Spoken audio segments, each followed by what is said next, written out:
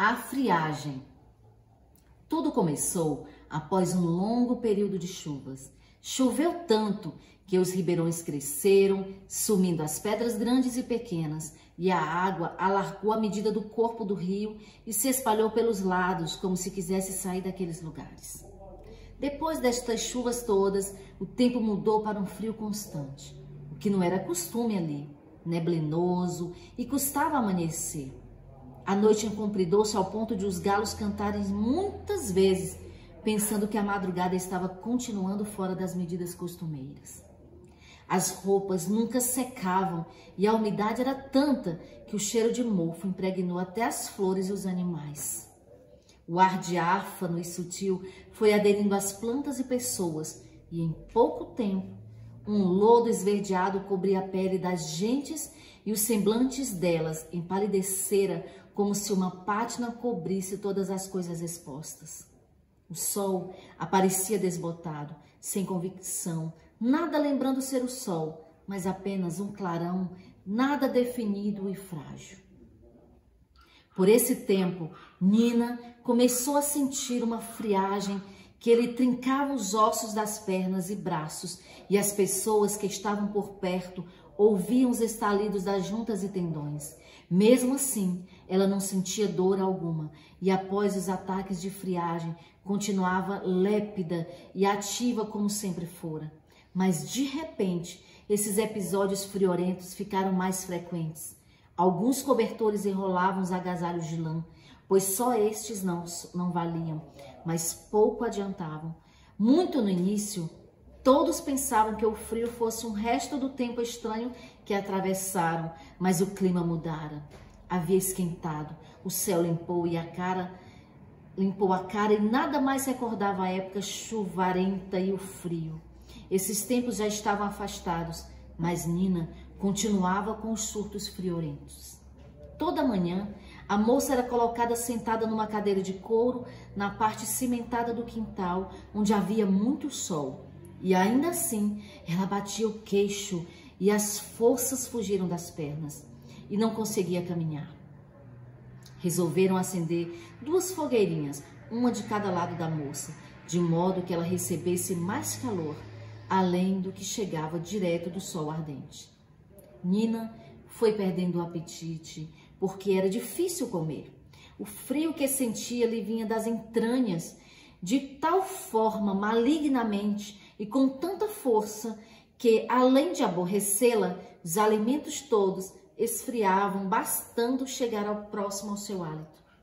De modo constante, ela se queixava que o frio tinha vida e se movimentava dentro dela, iniciando a caminhada na nuca para descer por todos os ossos, juntas e articulações, depois saindo do coração, caminhava por todos os órgãos através das artérias e veias. Então ela sentia tudo dentro de si latejar de tanto frio. O médico, com a cara de ganso velho, chegou e queixou-se da friagem que sentia perto da doente. E nada entendendo, pediu a ajuda de outros colegas que também reclamaram. Nada puderam fazer o frio atrapalhar seus exames. Eles ficaram com expressão de estátuas, perplexos, sem atinar com o fenômeno estranho que viram. O caso foi relatado e enviado à capital, e logo vieram 2 cientistas para examinar por que tanto frio a jovem sentia e qual a natureza desse frio. O calor grande, o clima ensolarado não ajudava em nada. Nina queixava-se que o frio entrava nos cabelos e cada fio ressentia como se fossem muitos cordõezinhos de gelo a encobrirem a cabeça qual um capacete. A Nina, que era uma moça forte, muitas vezes faltavam forças quando tentava segurar o tremor de seu corpo, dos ossos estalando, a ponto de os passantes na rua ouvirem o chocalhar deles. Embora viessem médicos experientes com suas seringas esterilizadas retirar sangue para exames, nada conseguiam. Após horas de tentativas, o sangue congelava dentro dos vidros das seringas e tomava uma cor esverdeada, como deveria ser o sangue de répteis e outros animais de sangue frio. Os instrumentos contendo sangue gelado eram aquecidos em estufas apropriadas por tempo medido e cronometrado, mas nunca liquefazia, continuando gelado como pedra e verde como musgo que medra entre as pedras dos muros das casas. Por este tempo, o abatimento da moça era visível e toda a cidade começou em romaria a visitá-la e orar junto com seus familiares, condoídos com a sorte daquela menina muito esquisita. Alguma coisa vinha mudando dentro da moça.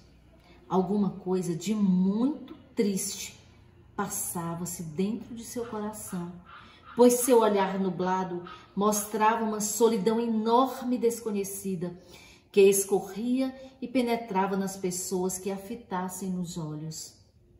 A mãe e o pai de Nina ficavam sempre dentro de um quartinho nos fundos, onde improvisaram um altar com flores e velas, e ali oravam e choravam, sempre limpando os olhos com pano, para que as pessoas não percebessem seus prantos diários.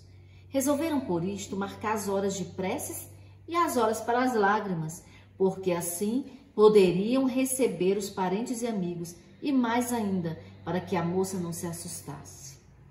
Às vezes, o trincar dos ossos era tão alto que da rua de cima as pessoas perdiam o sono, porque elas ouviam os ossos partindo e se dividindo por muitos por dentro.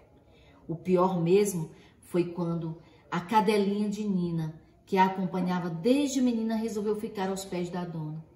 De tal forma o corpo da moça era gelado e espargia friagem que em 3 dias a cachorrinha amanheceu morta.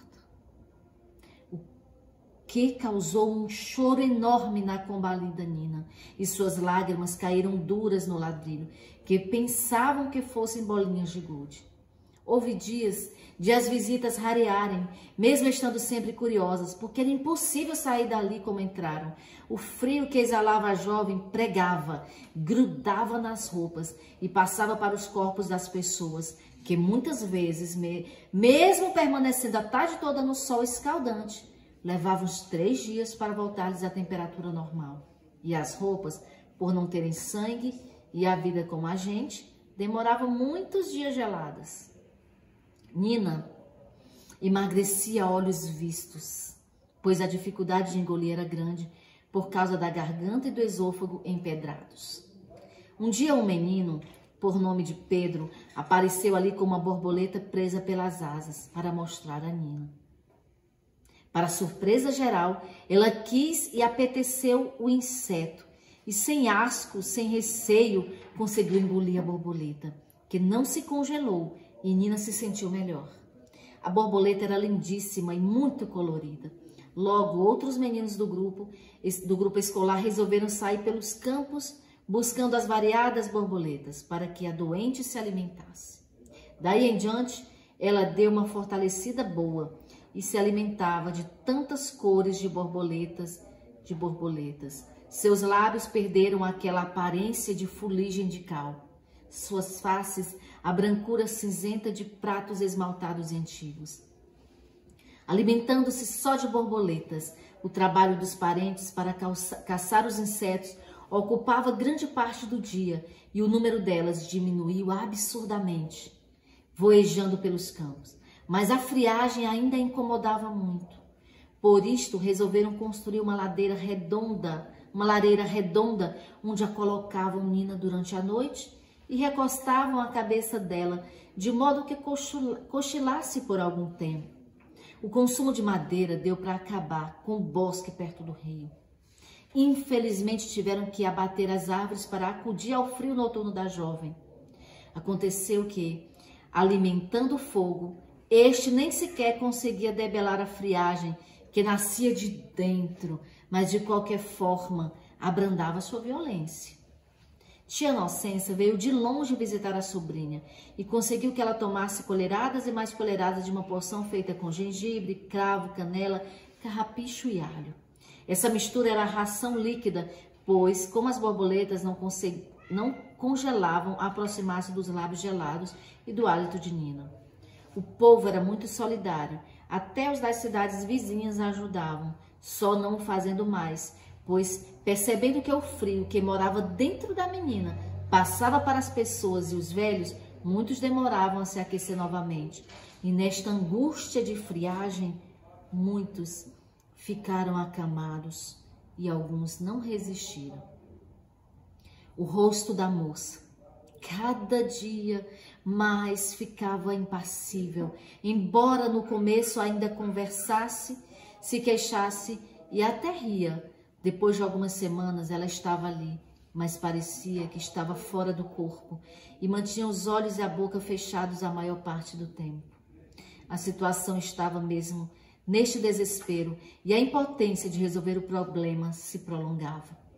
Foi assim quando chegou na cidade, numa tarde quentíssima, um jovem de cabelos longos e vestes brancas como a de um monge. Ninguém conhecia o rapaz e nunca o tinham visto por ali. Quando Raimundo entrou no bar da esquina e pediu um copo de leite, ao segurar a vasilha, o leite ferveu. O leite ferveu no mesmo instante. As pessoas que assistiram ao acontecimento pensaram o mesmo pensamento, levá-lo até Nina. Assim que ele entrou no quintal cheio de sol e cumprimentou a moça, a mão que foi tocada perdeu a rigidez gélida. Naquela noite, a mão da menina não estava congelada como na noite anterior. Buscaram o rapaz de novo e ele permaneceu mais tempo. Conseguiu alisar o cabelo de Nina e abraçou-a demoradamente. Ela dormiu melhor, porque o frio diminuíra.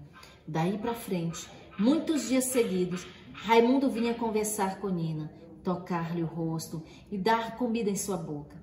As borboletas já não eram necessárias. Durou quase um mês o rapaz ajudando a família a aquecer a jovem, que devagar, como se nascesse de novo, foi aprendendo a lidar, segurando os objetos, a andar devagarinho e constantemente aumentava a temperatura do corpo. A friagem estava sendo vencida.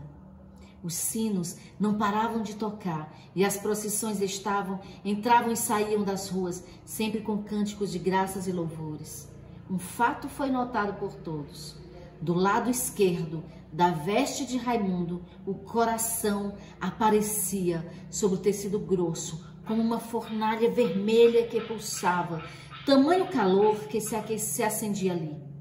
Passados mais dias, as pessoas, os médicos viram que Nina voltaram à cor e à temperatura de uma moça de sua idade. A friagem que a havia atormentado até quase a morte desaparecera por completo. Os pais mandaram buscar músicos, mágicos, dançarinos nas cidades vizinhas e prepararam um churrasco que consumiu 3.000 vacas, barris de cervejas, muitos quilos de arroz e mandioca cozida e mais farofa com azeitona e queijo. A festa era para não ser esquecida nunca mais. Tudo preparado, uma comissão familiar foi até a pensão buscar Raimundo e o responsável pela volta à tranquilidade daquele povo. Mas lá não estava, não conseguiram encontrá-lo. Ninguém soube de onde viera, nem para onde foi aquele moço de cabelos longos. Algumas velhinhas que viviam nas janelas olhando o ermo do tempo, disseram que um bando de colibris seguiu o vulto de um rapaz até que sumisse na estrada, mas não garantiram se fora Raimundo quem partira.